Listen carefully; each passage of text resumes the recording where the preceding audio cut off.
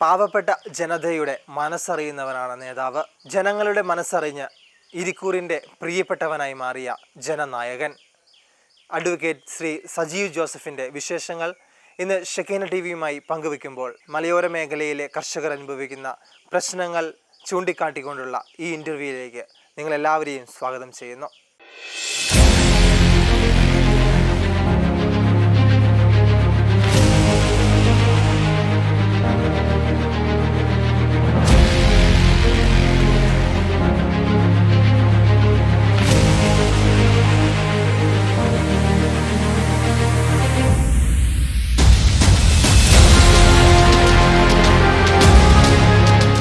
ചെറുപ്പം മുതൽ തന്നെ ദൈവാനുഗ്രഹം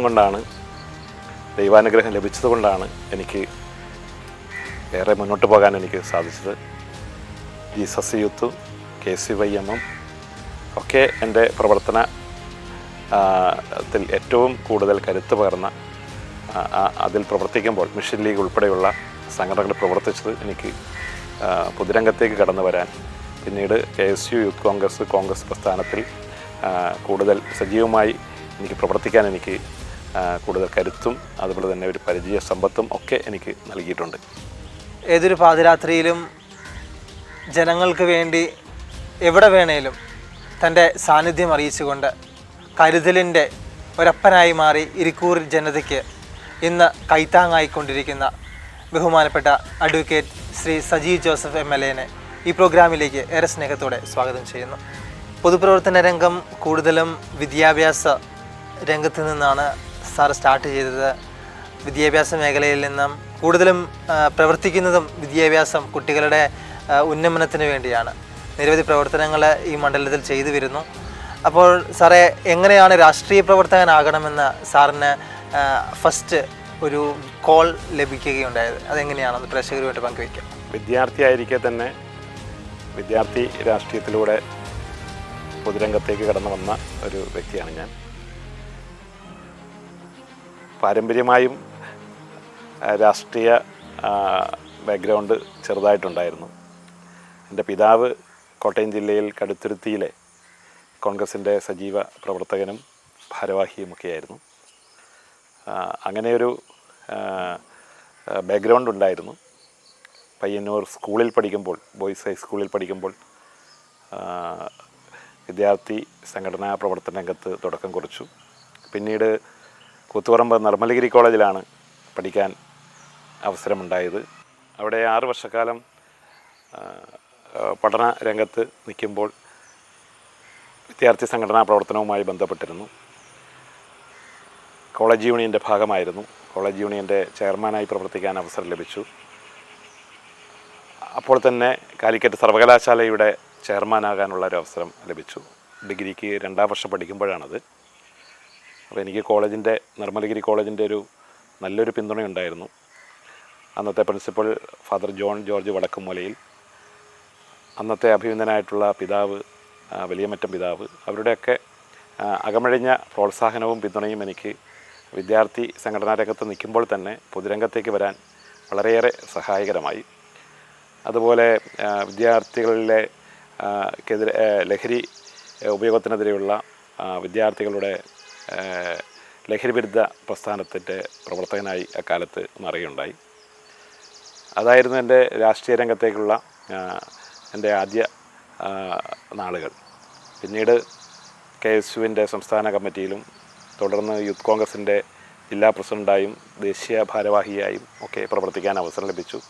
പിന്നീടാണ് KPCCയുടെ ഭാരവാഹിയാകാൻ, ഇപ്പോൾ ഇരിക്കൂറിൻ്റെ MLA ആകാൻ ഒരു അവസരം ലഭിച്ചത്. അങ്ങനെ തിരിഞ്ഞു നോക്കുമ്പോൾ വിദ്യാർത്ഥി കാലത്തുണ്ടായിട്ടുള്ള പല വിധത്തിലുള്ള സ്വാധീനമാണ് എനിക്ക് പൊതുരംഗത്തേക്ക്, രാഷ്ട്രീയ രംഗത്തേക്ക് ഇറങ്ങാൻ കൂടുതൽ പ്രചോദനമായത്. അതുകൊണ്ട് വിദ്യാഭ്യാസ മേഖലയോടുള്ള ഒരു വലിയ കടപ്പാടുണ്ട്. വിദ്യാഭ്യാസ മേഖലയിൽ നവീനമായ ആശയങ്ങൾ ലോകം മുഴുവൻ സ്വീകരിക്കുന്ന ഈ ഘട്ടത്തിൽ, കാലഘട്ടത്തിനനുസരിച്ച് നമ്മുടെ നാടിനെ മുന്നോട്ട് കൊണ്ടുപോകാനുള്ള ഒരു ആഗ്രഹമുണ്ട്.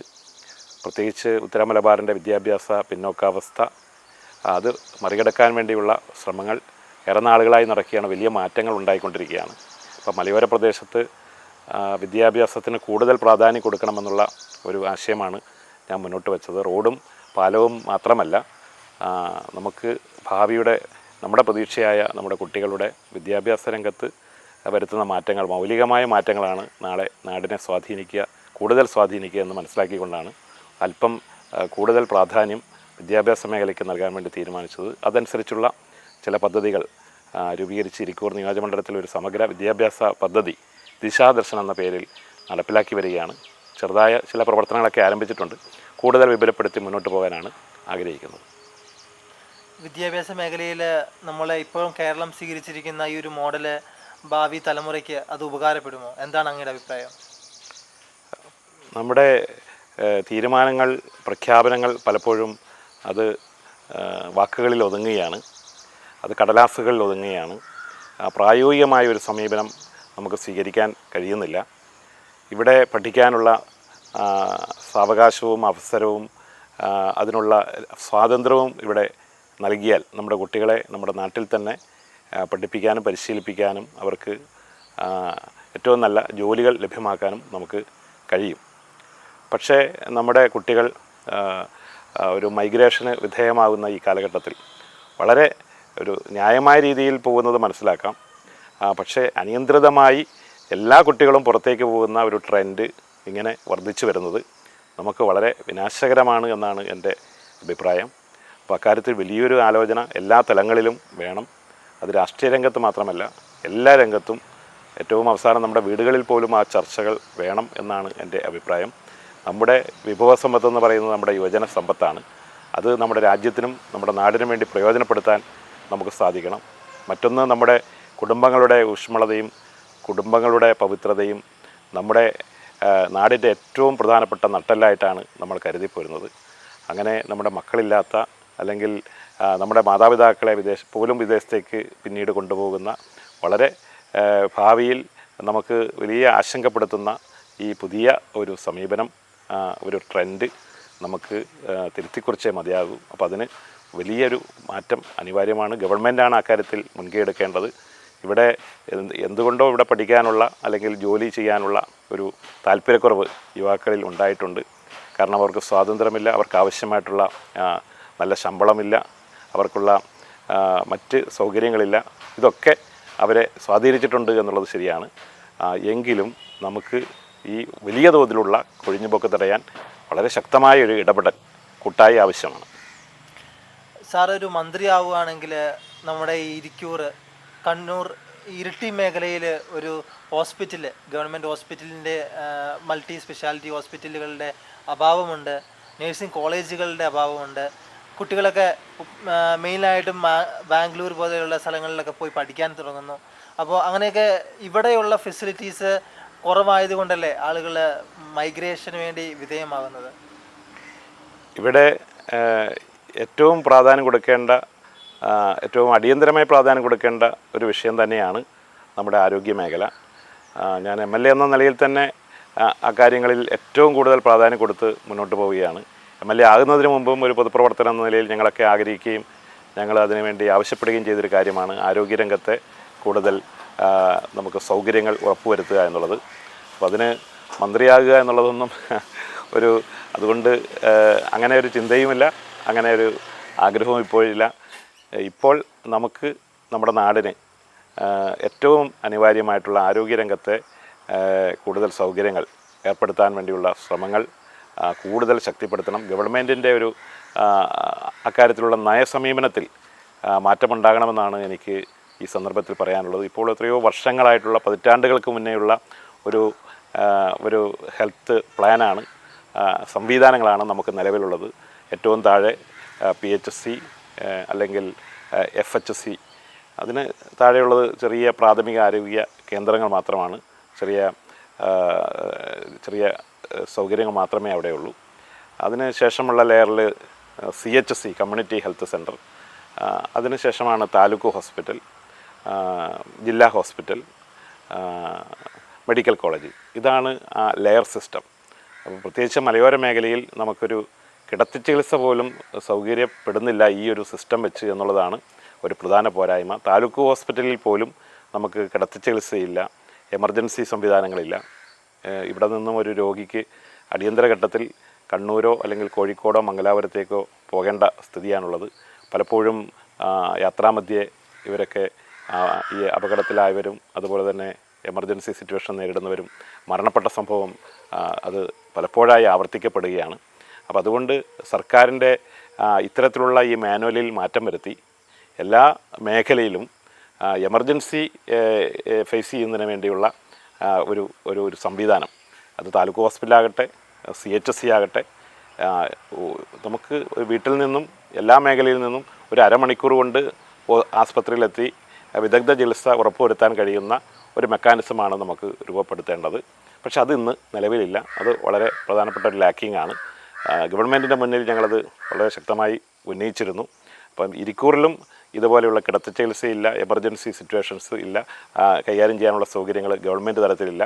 ഈവൻ പ്രൈവറ്റ് ഹോസ്പിറ്റലുകൾ പോലും ഇത്തരം മലയോര മേഖലകളിൽ വരില്ല എന്ന് നമുക്കറിയാം, ഡോക്ടർമാരുടെ അഭാവം കൊണ്ടും പല സാഹചര്യങ്ങൾ കൊണ്ടും. അപ്പം അതുകൊണ്ട് അത്തരത്തിലുള്ള മൾട്ടി സ്പെഷ്യാലിറ്റി ഹോസ്പിറ്റലുകൾ മലയോര മേഖലയിലില്ല. അതുകൊണ്ട് ഊന്നൽ കൊടുക്കേണ്ടത് മറിച്ച് നഗരപ്രദേശങ്ങളിൽ മൾട്ടി സ്പെഷ്യാലിറ്റി ഹോസ്പിറ്റലുകൾ കൂടുതലുണ്ട്. അപ്പോൾ ഗവൺമെൻറ് ഫോക്കസ് ചെയ്യേണ്ടത് ഇത്തരത്തിലെ ഒറ്റപ്പെട്ട സ്ഥലങ്ങളിലെ ജനങ്ങളുടെ ജീവൻ സംരക്ഷിക്കാൻ വേണ്ടി എമർജൻസി യൂണിറ്റുകൾ, അതിനാവശ്യമായിട്ടുള്ള ഫെസിലിറ്റീസ് അവിടെ ഉറപ്പുവരുത്തുക എന്നുള്ളതാണ്. ഒരു പാമ്പ് കടിയേറ്റാൽ പോലും അതിൽ കൂടുതൽ മലയോരത്താണ് സംഭവിക്കുക. അവർ കണ്ണൂർ കോഴിക്കോട് എത്തുമ്പോൾ മരണപ്പെടുന്ന ഒരു സാഹചര്യമാണുള്ളത്. അതുകൊണ്ട് എല്ലാ മേഖലയിലും ഏറ്റവും ചുരുങ്ങിയത് ഒരു എമർജൻസി ഫെസിലിറ്റീസ് ഉറപ്പുവരുത്തുന്ന ആശുപത്രി സംവിധാനം ഉണ്ടാക്കണം. അപ്പം നിലവിലുള്ള നയസമീപനം അനുസരിച്ച് അത് സാധിക്കുന്നില്ല. അതിന് CHSCയിൽ കിടത്തി ചികിത്സയില്ല, PHSCയിൽ കിടത്തി ചികിത്സയില്ല. അത് ഞങ്ങൾ ആരും വിചാരിച്ച് നടക്കുന്ന കാര്യമില്ല. സിസ്റ്റം മാറ്റാതെ അത് കഴിയില്ല. താലൂക്ക് ആശുപത്രിയിൽ നിർബന്ധമായിട്ടും കിടത്തി ചികിത്സ വേണ്ടതാണ്. ഇരിക്കൂറിൽ നിയോജകമണ്ഡലത്തിലൊരു താലൂക്ക് ഹോസ്പിറ്റലുണ്ടെങ്കിലും അവിടെ പോലും കിടത്തി ചികിത്സ ഇല്ല എന്നുള്ളതാണ് വസ്തുത. അപ്പോൾ ഈ നയം ഗവൺമെൻറ് തിരുത്തി എല്ലാ മേഖലയിലും അടിയന്തര പ്രാധാന്യത്തോടെ കണ്ട് ഈ മെഡിക്കൽ സംവിധാനം ഉറപ്പുവരുത്താൻ ഗവൺമെൻറ് ശക്തമായ നടപടി സ്വീകരിക്കണം. ഇക്കാര്യം കൂടുതൽ ശക്തമായി ഉന്നയിക്കാൻ തീരുമാനിച്ചിട്ടുണ്ട്. സാറേ, 131 വില്ലേജുകളിൽ കുടിയേറ്റ ജനതയെ ബാധിക്കുന്ന ഒരു വലിയ പ്രശ്നമാണ് ESA. അപ്പോൾ അതുമായിട്ട് ബന്ധപ്പെട്ട് സർക്കാരിൻ്റെ നയം അത് ജനവിരുദ്ധമല്ലേ? എന്താണ് അങ്ങയുടെ അഭിപ്രായം? ESA സംബന്ധിച്ച് വലിയ ഒരു ആശങ്കയാണ് മലയോര മേഖലയിൽ നിലവിലുള്ളത്. ഏറെക്കാലമായിട്ടുള്ള ഈ പ്രതിസന്ധി പരിഹരിക്കാൻ വേണ്ടി സർക്കാരിൻ്റെ യാതൊരു നടപടിയും ഉണ്ടായില്ല എന്നുള്ളത് വളരെ കുറ്റകരമായ ഒരു അനാസ്ഥ സർക്കാരിന് ഉണ്ട് എന്നുള്ളത് ശക്തമായി ഉന്നയിക്കാൻ ഞാൻ ആഗ്രഹിക്കുകയാണ്. പരിസ്ഥിതി ലോല പ്രദേശങ്ങളുടെ പേരിൽ പശ്ചിമഘട്ട മേഖലയിലെ ഏതാണ്ട് 35% വരുന്ന മേഖലയെ, പശ്ചിമഘട്ടത്തിൻ്റെ മേഖലയെ ESAയുടെ ഭാഗമാക്കാനുള്ള ശ്രമം, അത് പുനരാലോചിക്കണം. ജനങ്ങളുമായി ചർച്ച നടത്തണം, ജനപ്രതിനിധികളുമായി ചർച്ച നടത്തണം എന്ന് ഈ സന്ദർഭത്തിൽ ഞാൻ ആവശ്യപ്പെടുകയാണ്. ഇവിടെ ജനവാസ കേന്ദ്രങ്ങളെ ഇതിൻ്റെ ഭാഗമാക്കുന്നു. അവിടെ അവരുടെ ജീവനും അവരുടെ സ്വത്തിനും വളരെ പ്രതികൂലമായ പ്രതിസന്ധി സൃഷ്ടിക്കുന്ന സാഹചര്യങ്ങളാണ് ഇതുവഴി ഉണ്ടാകുക. പരിസ്ഥിതി സംരക്ഷണം നമ്മുടെ നാടിന് ആവശ്യമാണ്, വളരെ പ്രധാനപ്പെട്ടതുമാണ്. അതിനുവേണ്ടി ശക്തമായ നിലപാടാണ് മലയോര മേഖലയിലെ ജനങ്ങളും ജനപ്രതിനിധികളും എല്ലാവരും, സഭയുമൊക്കെ എപ്പോഴും എല്ലാ കാലത്തും ഉന്നയിച്ചിട്ടുള്ളത്.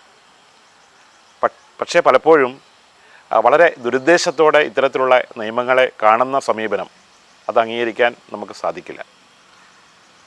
കൃഷിയിടങ്ങളെ ഇതിൻ്റെ ഭാഗമാക്കുന്നത്, അവിടെ കൃഷിയെ നിയന്ത്രിക്കാനുള്ള ചില തരത്തിലുള്ള നീക്കങ്ങൾ നടത്തുന്നത്, നമ്മുടെ വീടിൻ്റെ നിർമ്മാണങ്ങളെ ബാധിക്കുന്നത്, അവയൊക്കെ തന്നെ എത്രയോ വർഷക്കാലത്തെ കഠിനാധ്വാനത്തിൻ്റെ ഭാഗമായി ജനങ്ങളുടെ ആകെയുള്ള അവരുടെ സമ്പാദ്യത്തെ പോലും ബാധിക്കുന്ന വിധത്തിൽ വളരെ പ്രതികൂലമായ സാഹചര്യം സൃഷ്ടിക്കുന്ന ഒരു നടപടിയാണ്. അപ്പോൾ ഇക്കാര്യത്തിൽ മതിയായ ഒരു ചർച്ച നടത്തിയല്ല പലപ്പോഴും സർക്കാർ കേന്ദ്ര ഗവൺമെൻറ്റിന് റിപ്പോർട്ടുകൾ കൊടുക്കുന്നത്. ഇപ്പോൾ കൊടുത്തിരിക്കുന്ന റിപ്പോർട്ട് പോലും ഇവിടെ ചില കമ്മിറ്റികളുടെ റെക്കമെൻഡേഷൻസൊക്കെ ഉണ്ട് എങ്കിൽ പോലും ജനപ്രതിനിധികളുമായും ജനങ്ങളുമായും അതാത് തദ്ദേശ സ്വയംഭരണ സ്ഥാപനങ്ങളുടെയും കൃത്യമായിട്ടുള്ള അഭിപ്രായം അത് മനസ്സിലാക്കാനോ ഉൾക്കൊള്ളാനോ കഴിയാതെ പലപ്പോഴും ചർച്ചകൾ പോലും ചെയ്യാതെയാണ് സംസ്ഥാന സർക്കാർ കേന്ദ്ര ഗവൺമെൻറ്റിന് റിപ്പോർട്ടുകൾ നൽകുന്നത്. അപ്പോൾ ഇക്കാര്യത്തിൽ കടുത്ത വിയോജിപ്പുണ്ട്. ഇവിടെ ESIയുടെ പരിധി 131 വില്ലേജുകൾ എന്നുള്ളത് അത് സംബന്ധിച്ച് കൃത്യമായി ജനങ്ങളുടെ അഭിപ്രായം കേട്ട് അവിടെ കൃഷിയിടത്തെയും വീടിനെയും അതുപോലെ അനുബന്ധ ആവശ്യങ്ങളെയും ഒരു തരത്തിലും ബാധിക്കാത്ത വിധത്തിലായിരിക്കണം ESIയുടെ നിയമപരമായ നടപടികൾ എന്ന് ഈ സന്ദർഭത്തിൽ ഞാൻ ആവശ്യപ്പെടുന്നു. വലിയ കോറിങ്ങിനെ സംബന്ധിച്ചൊന്നും ആർക്കും ഇത് സംബന്ധിച്ചിട്ടുള്ള ഒരു വിരുദ്ധ അഭിപ്രായമില്ല. മലയോര മേഖലയിലെ കോറിങ്, അനധികൃതമായിട്ടുള്ള കോറിങ്, അനധികൃതം മാത്രമല്ല, ഈ മേഖലയിൽ വരുന്ന, ഈ പരിസ്ഥിതി ദുർബല മേഖലയിൽ വരുന്ന കോറിങ് അവസാനിപ്പിക്കാൻ സർക്കാരിന് സാധിക്കണം. അത്തരത്തിലുള്ള നിയമങ്ങളാണ് റെഡ് കാറ്റഗറിയിൽ പ്രത്യേകമായി ഉൾപ്പെടുത്തി ഇവിടെ നിരോധിക്കേണ്ടത്. അല്ലാതെ വീടുകൾ വയ്ക്കാനുള്ള അവകാശം, കൃഷി ചെയ്യാനുള്ള അവകാശം, അനുബന്ധ ആവശ്യങ്ങൾ നിർവഹിക്കുന്നതിനുള്ള അവരുടെ കർഷകരുടെ ന്യായമായ കാര്യങ്ങൾ, അവരുടെ വസ്തുവിൻ്റെ വാല്യൂ, മൂല്യത്തെ ബാധിക്കുന്ന മറ്റ് നിയന്ത്രണങ്ങൾ, അവയൊക്കെ നമുക്ക് വളരെ ശക്തമായി പ്രതിഷേധിക്കുന്നതാണ്. അക്കാര്യത്തിൽ ശക്തമായി എതിർപ്പ് അറിയിച്ചിട്ടുണ്ട്. എല്ലാ മേഖലയിലും ആ എതിർപ്പുണ്ട്. ആ എതിർപ്പ് കാണാതെ മുന്നോട്ട് പോകാനുള്ള ഒരു നീക്കത്തെയും അംഗീകരിക്കാൻ സാധിക്കില്ല. സാറിവിടെ സൂചിപ്പിക്കുകയുണ്ടായി കോറി പ്രശ്നങ്ങൾ. നമ്മുടെ ഇരിക്കൂർ നിയോജക മണ്ഡലത്തിൽ തന്നെ നിരവധി കോറികൾ ഇപ്പോൾ ഉപയോഗരഹിതമായി കിടക്കുന്ന കോറികളുണ്ട്. വെള്ളം കെട്ടി എപ്പോൾ വേണേലും ഒരു വലിയ അനാസ്ഥയ്ക്ക്, വലിയൊരു പരിസ്ഥിതി പ്രശ്നത്തിന് കാരണമാകാൻ പോകുന്ന, നിരവധി ആളുകൾക്ക് ഭീഷണിയാകാൻ പോകുന്ന കോറികളുടെ വലിയ എണ്ണത്തിൽ വർധനവ് വന്നുകൊണ്ടിരിക്കുകയാണ്. ഈ കഴിഞ്ഞ ദിവസം ചെമ്പന്തൊട്ടിയിലൊരു കോറി, നയനാർ മലയിലുള്ള കോറിക്കെതിരെ ഒരു പുതിയ സമരം കൊണ്ടുവന്നു. അപ്പോൾ അതിന് ജനപ്രതിനിധി എന്ന നിലയിൽ അങ്ങ് അതിന് പൂർണ്ണ പിന്തുണ നൽകി. അതുപോലെ തന്നെ സഭയിൽ നിന്ന് പാമ്പ്ലാനി പിതാവ് വന്നു. അതുപോലെ മറ്റു മതസ്ഥർ, മേലധ്യക്ഷന്മാർ അതിനുണ്ടായിരുന്നു. എങ്കിൽ ഇതിന് ആരാണ് ഇതിൻ്റെ പുറകിൽ പ്രവർത്തിക്കുന്നത്? എന്താണ് അവരുടെ നിഗൂഢ ലക്ഷ്യം? അതൊന്ന് പ്രേക്ഷകരുമായിട്ട് പങ്കുവയ്ക്കാമോ? കേരളത്തെ സംബന്ധിച്ച് പാരിസ്ഥിതിക പ്രശ്നങ്ങൾ വളരെ ഗുരുതരമായിരിക്കുകയാണ്. പ്രത്യേകിച്ച് കാലാവസ്ഥാ വ്യതിയാനം, അടുത്ത കാലത്തുണ്ടായിട്ടുള്ള നിരവധിയായിട്ടുള്ള സംഭവങ്ങൾ, ദുരന്തങ്ങൾ, പ്രളയം, മണ്ണിടിച്ചിൽ, ഉരുൾപൊട്ടൽ, അങ്ങനെ തുടങ്ങി നിരവധിയായി കേരളത്തെ ബാധിച്ചുകൊണ്ടിരിക്കുന്ന, ഓരോ വർഷവും കൂടിക്കൊണ്ടിരിക്കുന്ന ഈ പ്രകൃതി ദുരന്തങ്ങൾ നമ്മുടെ പാരിസ്ഥിതികമായിട്ടുള്ള നയങ്ങളെയും സമീപനങ്ങളെയും വളരെ ഒരു പുനർവിചിന്തനം നടത്തേണ്ട ഒരു ഘട്ടത്തിലെത്തി നിൽക്കുകയാണ്. കേരളത്തിൽ ഏറ്റവും അധികം പരിസ്ഥിതിക്ക് ആഘാതമുണ്ടാക്കുന്ന കോറിങ് വർദ്ധിച്ചു വന്ന ഒരു കാലഘട്ടമാണ് ഈ കഴിഞ്ഞ കാലഘട്ടമെന്ന് സൂചിപ്പിക്കട്ടെ. 6000-ഓളം കോറികളാണ് ഇന്നിപ്പോൾ കേരളത്തിൽ പ്രവർത്തിച്ചു വരുന്നത്. പക്ഷേ അംഗീകൃത കോറികൾ 600 മാത്രമാണ്. ഇപ്പോൾ 600 അംഗീകൃത കോറി പ്രവർത്തിക്കുമ്പോൾ 10 ഇരട്ടി അനധികൃത കോറികൾ കേരളത്തിൽ പ്രവർത്തിക്കുന്നു എന്നുള്ളത് സർക്കാരിന് ഇക്കാര്യത്തിൽ യാതൊരു നിയന്ത്രണവുമില്ല, അല്ലെങ്കിൽ ബോധപൂർവമായിട്ടുള്ള ഒരു വഴിവിട്ട സഹായമാണ്, വലിയൊരു അഴിമതിയാണ് ഇതിൻ്റെ പിന്നിൽ എന്നുള്ളത് സൂചിപ്പിക്കട്ടെ. ഇവിടെ നമ്മുടെ പ്രകൃതിയെ സംരക്ഷിക്കുക എന്നുള്ളത് മനുഷ്യൻ്റെ ഒരു കടമയാണ്. നമ്മൾ അതിന് പകരം ഒരു കവർച്ചക്കാരനായി, കാവൽക്കാരനെ ആകുന്നതിന് പകരം കവർച്ചക്കാരനായി മാറുന്ന ഒരു കാഴ്ചയാണ് ഇപ്പോൾ കാണുന്നത്. വലിയ കൊള്ളലാഭമുണ്ടാക്കുന്നതിന് വേണ്ടിയുള്ള ശക്തികളാണ് ഇതിൻ്റെ പിന്നിലുള്ളത്. ഇപ്പോൾ ഈ അനധികൃതമായി പ്രവർത്തിക്കുന്ന കോറികളെ നിയന്ത്രിക്കാൻ അടിയന്തരമായി ശക്തമായ നടപടികൾ സർക്കാർ സ്വീകരിക്കണം. അല്ലെങ്കിൽ വളരെ വിനാശകരമായ ഒരു കാലമാണ് കേരളത്തിനുണ്ടാകുക. അങ്ങനെയാണ് ഏറ്റവും കൂടുതൽ പ്രശ്നങ്ങളും കൂടുതൽ പ്രകൃതിക്ക് ആഘാതമേറ്റ ഒട്ടേറെ സംഭവങ്ങളും ആൾനാശവും ഉണ്ടായതൊക്കെ അതിൻ്റെ ഭാഗമായി നമുക്ക് കാണാൻ സാധിക്കും. ഇരിക്കൂർ നിയോജകമണ്ഡലത്തിൽ തന്നെ അനധികൃതമായി നിയമവിരുദ്ധമായിട്ടാണ്, ലൈസൻസ് ഉണ്ട്, പക്ഷേ നിയമം ലംഘിച്ചുകൊണ്ട് അനധികൃതമായിട്ടാണ് അവിടെ ഖനനം നടന്നിരിക്കുന്നത്. സർക്കാരും ഡിപ്പാർട്ട്മെൻറ്റും പരിസ്ഥിതി ബോർഡും എല്ലാം നിഷ്കർഷിച്ചിരിക്കുന്ന എല്ലാ നിയമങ്ങളും കാറ്റിൽ പറത്തിക്കൊണ്ട് ഒന്നും പാലിക്കാതെ, അവർ പറഞ്ഞിരിക്കുന്ന പല നിബന്ധനകളിൽ പകുതി പോലും പാലിച്ചിട്ടില്ല. അതിലെ സിംഹഭാഗവും ലംഘിച്ചുകൊണ്ട് അപകടകരമായിട്ടുള്ള ഒരു സ്ഥിതിയിലൂടെയാണ് ഇപ്പോൾ പറഞ്ഞ ഈ നയനാർ മലയിലെ കോറി പ്രവർത്തിച്ചു വന്നത്. വയനാട്ടിലെ ദുരന്തമുണ്ടായ ആ സമാന ദിവസങ്ങളിൽ തന്നെയാണ് അവിടെ ഒരു ദുരന്ത സാഹചര്യം, വലിയൊരു ദുരന്തമുണ്ടായില്ല എന്ന് മാത്രമാണ്. പക്ഷേ അവിടെ മണ്ണിടിച്ചിലുണ്ടായി, അവിടെ വീടുകൾക്ക് ചെറിയ നാശമുണ്ടായി. അവിടെ ഏത് സമയത്തും എന്ത് സംഭവിക്കാവുന്ന വിധത്തിൽ ചെങ്കുത്തനെയുള്ള ഒരു 45 ഡിഗ്രി ആണ് ഒരു കോറിയിങ് പെർമിറ്റ് കൊടുക്കാൻ വേണ്ടിയുള്ള ഒരു ഏറ്റവും പ്രധാനപ്പെട്ട ഒരു മാനദണ്ഡമായിട്ട് നിശ്ചയിച്ചതെങ്കിൽ അവിടെ വളരെ നിയമവിരുദ്ധമായിട്ട് അവിടെ ഈ കോറി അനുവദിക്കുകയും ആ കോറിയുടെ പ്രവർത്തനം അനസ്യൂതം തുടരുകയും അവിടെ പരിശോധനകൾ നടക്കാതെയും ഈ അപകടമുണ്ടാകുന്ന സാഹചര്യത്തിലേക്ക് എത്തുകയും ചെയ്തിരിക്കുന്നത്. അപ്പോൾ അവിടെ അടിയന്തരമായി ആ കോറി അടച്ചുപൂട്ടാനുള്ള തീരുമാനം ഉണ്ടാകണം. ഇപ്പോൾ താൽക്കാലികമായി അവിടെ നിർത്തിവെച്ചിട്ടുണ്ട്. പക്ഷേ അത് സംബന്ധിച്ചിട്ടുള്ള കാര്യങ്ങൾ അടിയന്തരമായി പരിഹരിച്ച് അവിടെ ലൈസൻസ് റദ്ദാക്കി അവിടെ ആ സ്ഥലം പൂർവ്വസ്ഥിതിയിലാക്കാൻ, പ്രത്യേകിച്ച് ആ പ്രദേശങ്ങളിലൊക്കെ വലിയ കുഴികൾ രൂപം കൊണ്ടിട്ടുണ്ട്. മുൻപും അവിടെ പ്രവർത്തിച്ചിട്ടുള്ള കോറികളിൽ വെള്ളം കയറി ഏത് സമയത്തും താഴെ താമസിക്കുന്ന ജനവാസ കേന്ദ്രങ്ങളിലേക്ക് നൂറുകണക്കിന് ആളുകളാണ് അവിടെ അടിവാരത്ത് താമസിക്കുന്നത്. അപ്പോൾ അവർക്ക് ആശങ്കയുണ്ടാക്കുന്ന ആ പ്രശ്നം പരിഹരിക്കാൻ സർക്കാർ അടിയന്തരമായി ഇടപെടണം. അവിടെ ജനങ്ങളുടെ സമരം നടക്കുകയാണ്. ആ സമരത്തിന് എല്ലാവിധ പിന്തുണയും ഞങ്ങൾ അർപ്പിച്ചിട്ടുണ്ട്. ആ സമരത്തിൻ്റെ മുന്നിൽ തന്നെ ഞങ്ങളെല്ലാവരുമുണ്ട്. ആ സമരം കണ്ടില്ല എന്ന് നടിക്കാൻ സർക്കാരിന് കഴിയില്ല. അപ്പോൾ അതുകൊണ്ട് അടിയന്തരമായി ആ കോറി അടിയന്തരമായി പൂട്ടാൻ ഡിപ്പാർട്ട്മെൻറ്റ് നടപടി സ്വീകരിക്കണം. സമാന രീതിയിൽ പ്രവർത്തിക്കുന്ന, അനധികൃതമായി പ്രവർത്തിക്കുന്ന പല കോറികളും ഉണ്ട് എന്നതാണ് മനസ്സിലാക്കുന്നത്. അപ്പോൾ അത് സംബന്ധിച്ച് ഒരു അന്വേഷണം നടത്തണം.